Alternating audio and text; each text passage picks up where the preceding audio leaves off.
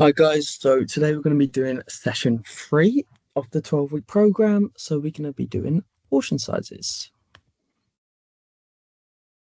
Again, like I say at every single virtual video, health conditions, if you have any, please let us know in person, as online will be hard to, but if we do run these live online, obviously put them in the chat.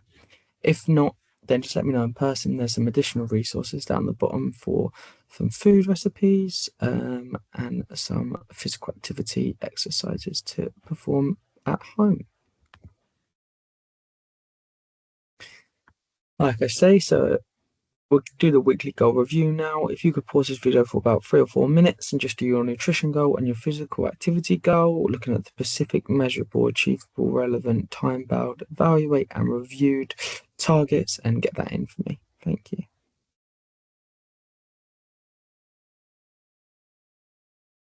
Hopefully you paused the video and got that done, so we can move on. So, session objectives for today. First thing we're going to do is discuss the difference between portion sizes and serving sizes. We're going to be looking at understanding portion sizes for each different group, and discuss ways to practically use visual aids and portion sizes in practice.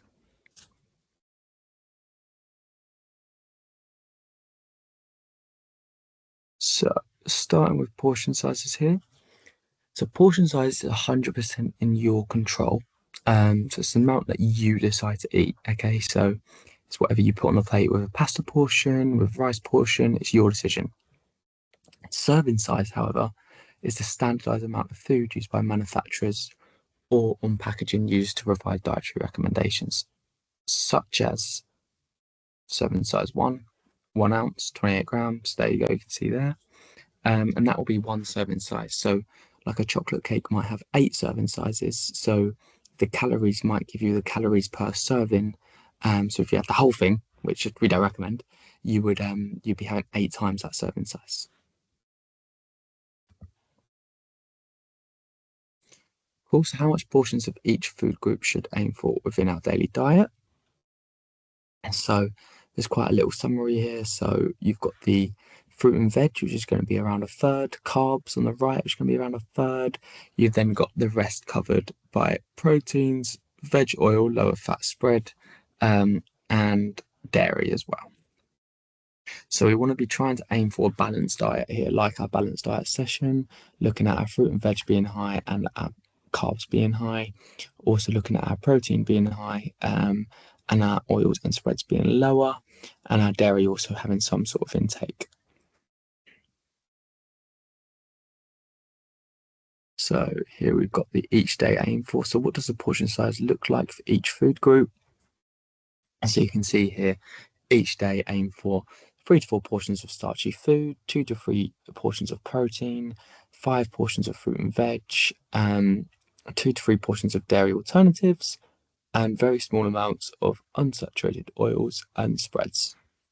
What I'd like to do here, guys, is pause the video for sort of 5 minutes or so, and I want you to think about, are you actually hitting that fruit and veg, the starchy foods, the carbs, the proteins, the dairies? I want you to try and think about how many you, on average, have a day and whether or not you are actually hitting the amount you're meant to, with some examples of some sort of food you're eating. Okay, so I'm going to pause this video here, and please complete that for me.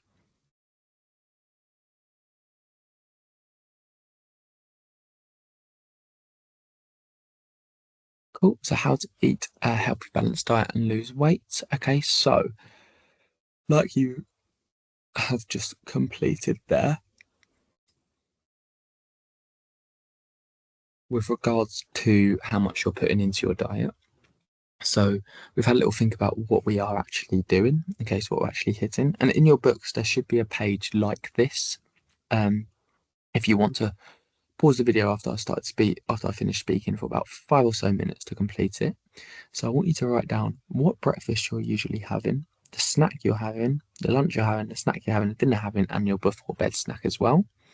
What you're putting in there, and then a number from each food group. So if you're having, I don't know, broccoli, rice, and chicken for lunch, I would put one number in the green section, I would put one number in the orange section, and I'd put one number in the purple section. Okay, so you're getting your proteins, carbs, and fats there.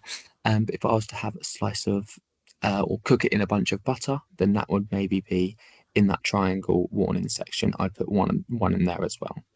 So pause the video for 5 minutes, guys, and get that done for me.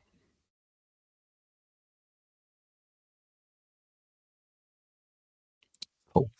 Hopefully you have completed that task and you've got some sort of idea of what you're actually having. And of course, hopefully the balanced diet session would have been able to help you with what a protein, what a carb, what a fat is. But for example, some examples would be carbohydrate, potatoes, rice, pasta, protein, you've got chicken, steak, eggs sort of thing. And then fruit and veg is fruit and veg.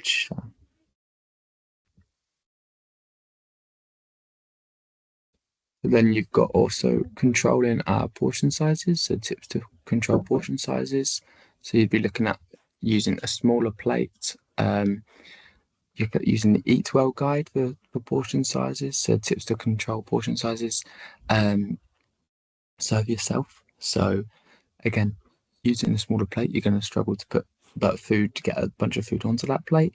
Double up on veg, so half your dinner plate should be made up of veg. So very helpful because you're going to do very hard to go over your calories if you're having half of your plate fruit and veg.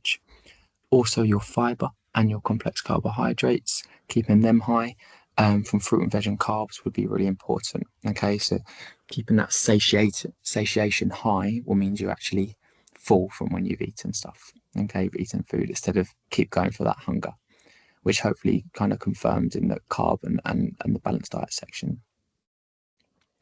So freeze your leftovers or have them for lunch the next day. If you are bulk cooking, this is really helpful, especially meal prepping or meal planning.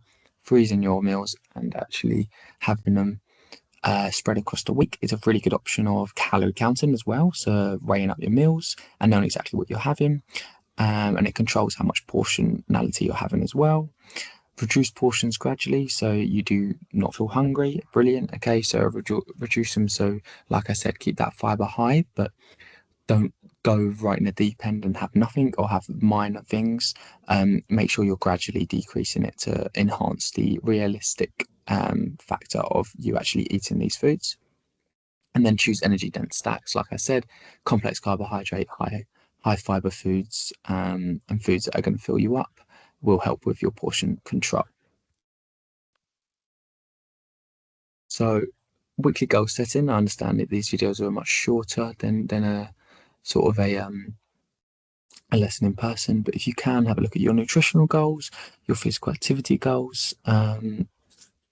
So nutritional goals this week, maybe one day have a little look at tracking everything that you've put down and whether or not you're hitting the amount of carbs, fats, proteins, dairies, oils and spreads you should be. And then for physical activity wise as well, looking at how can you incorporate into that physical activity element. So having a complex carb maybe 2 to 3 hours before exercise, or having a simple carb before exercise and using that energy instead of wasting it away. Because as we know, if we're consuming too much energy and we're not burning enough, we're going to end up putting on weight.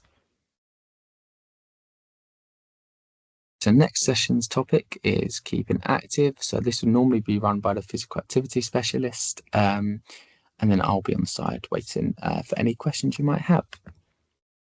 And on that note, if there are any questions that you would like to ask me, jot them down now. Obviously, this isn't a live session, so jot them down now, and I'll answer them when I get into any of the sessions that we do. But make sure you make a note of them because otherwise you might forget.